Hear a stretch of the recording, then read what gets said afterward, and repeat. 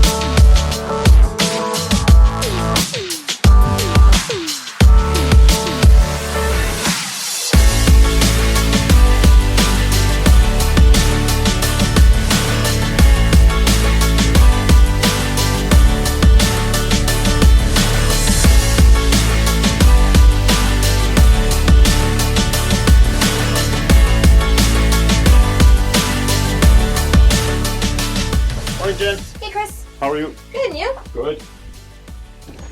What's cooking today? Another meeting. Other than that, I put 2 things on your list. I don't know if you got them. All right, I'm just checking it out. The only thing I really have that I need to be here for is that Thursday meeting. What's going? What's happening? How you doing? So we are, we're booked right out till there. The sooner they come in, the better, sales-wise, because then we can organize the steel. So first of all, what are your thoughts on this whole big trip that we're doing? I wish I was on it. Yeah. No, I think it's thrilling. I think it's exciting. I mean, I am very curious to see how it goes. Yeah. So I've had some questions from a couple people that are following this series, Mm-hmm. and they're asking some questions a little bit about our companies and how we function, how we operate, and there seems to be some interest in this whole thing of empowering other people. Basically, having employees take ownership of what they do is it's very empowering. You know, so to have that responsibility, sure, it comes with pressure, but as well, it comes with opportunities to be able to grow. And I think being micromanaged doesn't allow the opportunities for employees to really flourish or to be able to excel at what they're gifted at. And to have the freedom that, you know, mistakes do happen and difficult conversations take place. It's very powerful to be able to give control to the employees, to be able to do things. It's uplifting, and you find out, you know, what they're made of and where they're gifted and stuff like that as well. When they know that they're given the freedom to grow, and with that freedom, you know, you might make a mistake, but that's okay. That's just part of the growth process. The sooner that they realize that it's okay to make a mistake, we just do it quickly and turn around and rectify it. That little bit of that freedom that it's okay, I think will allow people then to kind of bubble up and then to be more vocal about, hey, I don't agree with what's happening there, because now they've been given the authority to be vocal, and I think that helps as well. Yeah. So I think if the culture is always ask why, don't be afraid to ask why, and if that's a culture that's ingrained within a company and within people, then I think that leads to more power and more growth as well. Yeah. Derek, how's it going today? It's going good. Good? Yep. Got lots of stuff to work on. Yeah. Got some good leads we're chasing down. Good deal. Is the snow slowing anybody down? You know what? The snow prompted some calls. People Nice. didn't want their stuff to be covered in snow, so Yeah. got them thinking. Good deal. Yeah. Good deal. How's it going? Good, thank you. Good. Just waiting for new dealers to arrive this morning. Okay. So we're gonna have lunch with them, and we'll take it from there. Tell us a little bit about your flying journey. Okay. Well, when I learned to fly, I was 19 1981. It was a drought year, so we had nothing to do in the farm, so I had time to go and get my license. And you know, it was a very fast training period for me. I trained for 5 weeks, and it was very intense. And yeah, then I had another week of study, and then after 6 weeks I was done. But it was a little daunting because of the speed of training, but I loved the fact that I could get off the ground and have a totally different perspective. You know, just flying in itself just gives you a different way of seeing things. We've used the airplane a lot for just bringing joy to other people, giving rides and showing them, you know, this new perspective from above. And that's been the joy of it, really. So one thing pilot training does is it gives you a different type of finesse.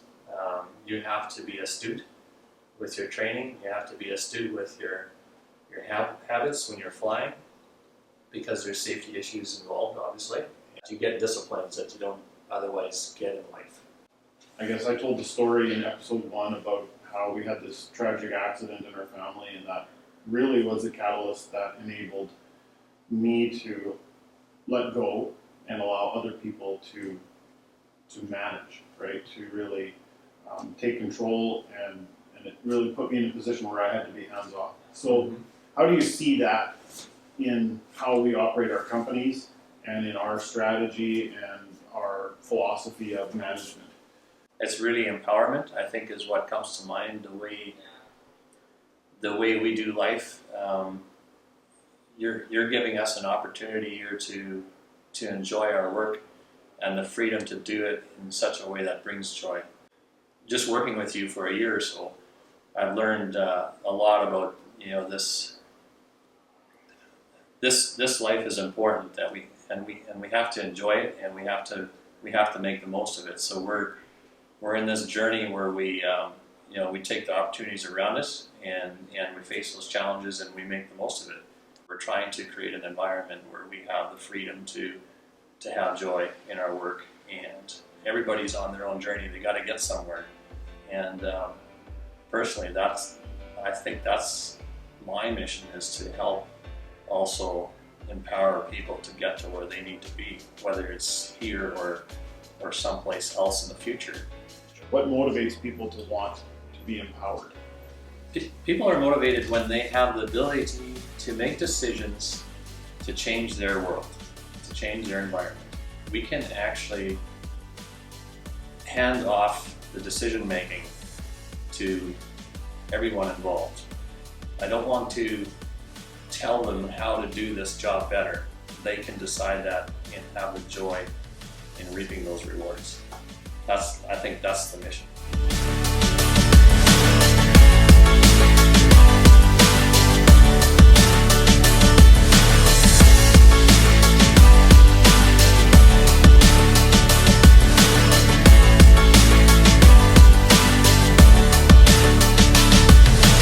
As you can see at Winkler Canvas, it's really important to me that our employees are empowered and that they enjoy their work, that they're valued, and that they know that what they're doing makes a difference. I need to turn my attention back to the airplane and see where we're at with getting it ready to go.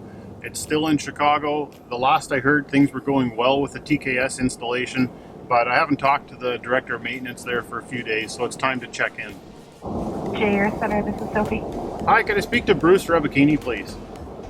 May I ask who's calling? It's Chris Unruh. Okay, hold on 1 second, please. Hello, it's Bruce. Hey Bruce, it's Chris Unruh calling. Yes, Chris. Hey, how are things going there? I just thought I'd check in and see what progress is like. Coming along pretty good. We're in the process right now of changing out the forward engine mounts and shimming the front of the engine so we can then pull the propeller and start putting the D8s on the propeller. But the rest of the kit's coming along fine. Okay. So right now, I'm hoping towards the end of this week it is pretty much complete, with the exception of final purging, curing, and so I can get a dynamic balance on it probably first of next week and get the airplane finished up. Okay. Oh, that sounds good. we're finishing up the proportioning valves inside the wings and mounting the control head today, and finishing up the plumbing through the fuselage. So it's coming along pretty good. Very good. Okay, good. Then I guess we'll touch base again at the end of the week and just see how things are going again. Thanks a lot, Bruce. All right, talk to you later. Talk to you again. Bye. Woo! That's good news. That is really good news. All right, so thanks for joining us on this episode of the One Life Project. The next episode I'm really excited about. We go back to flying. We go back to some of my early days of my training. We've got a special surprise for you. It's going to be really good. You don't want to miss it.